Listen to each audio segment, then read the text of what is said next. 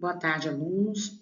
Ah, Tem que dar um aviso rápido, eu não posso demorar demais nos vídeos, porque está muito difícil de fazer o upload, tá? Quanto mais eu demoro, pior.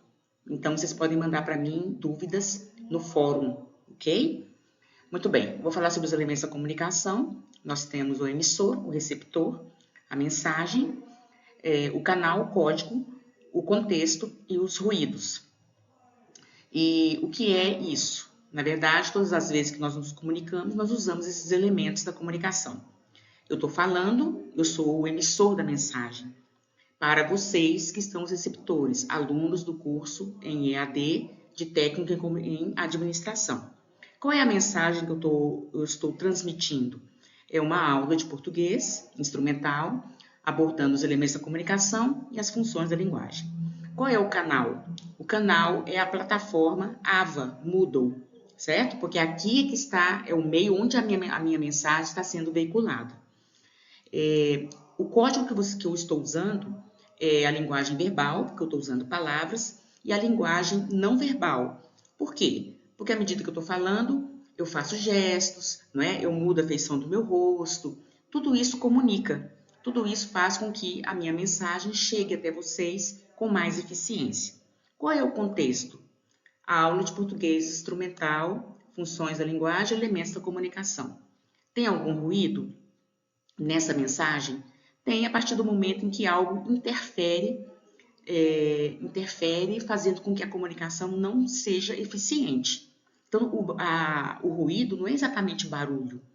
Pode ser uma palavra que vocês não compreendam, pode ser a minha fala que não ficou audível, pode ser um ruído, sim, né, de uma máquina funcionando, impedindo que abafe o som da minha voz.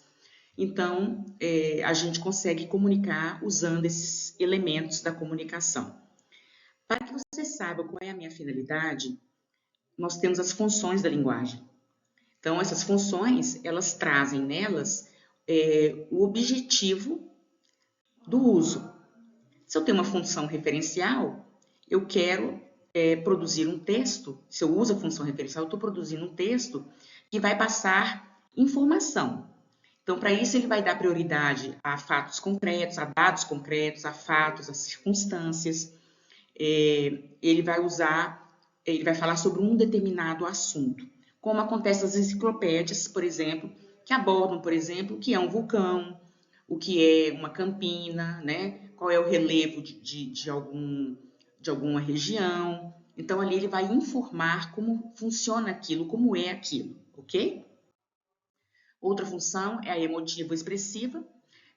Normalmente, é a maneira como o emissor transmite a mensagem. Ele usa o eu, muitas vezes, usa os verbos na primeira pessoa, para dizer o que ele está sentindo. Então, ele aparece muito em poemas e em canções de música. Nem todos, né? Porque às vezes a gente não percebe um eu falando. A gente percebe o eu falando sobre outras pessoas ou sobre outros assuntos. Mas, mesmo assim, algo que está expressando uma emoção. A função poética, ela está preocupada com a mensagem. Ela não quer passar uma mensagem pura e simplesmente. Ela quer algo trabalhado, algo que tenha uma combinação de sons, um jogo de ideias. Então, aí, a preocupação é em como elaborar essa mensagem. A função fática está preocupada com o canal. Existe um canal entre o emissor e o receptor? Então, na função fática, a gente está sempre preocupado em chamar a atenção do emissor para saber se ele está, do receptor, para saber se ele está ouvindo o que o emissor está falando, se ele está conseguindo compreender, se ele ainda está ali. Então, quando eu falo alô pelo telefone, eu quero escutar um alô de volta, não é? Quando a pessoa demora para falar, eu pergunto, você está aí ainda? Tudo isso para poder manter esse canal de comunicação aberto. A função conativa-apelativa é aquela usada nas publicidades, no discurso político, porque eu quero fazer com que o meu receptor faça algo que eu quero.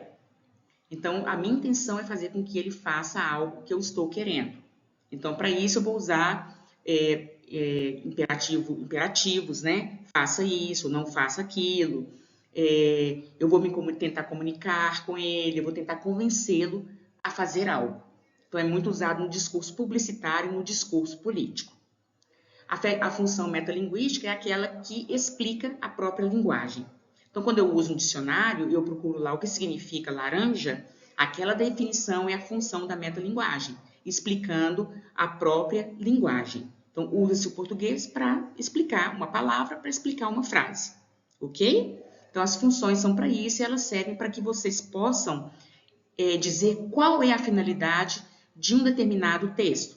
Por que um autor, um locutor, produziu um texto, certo? Muito bem.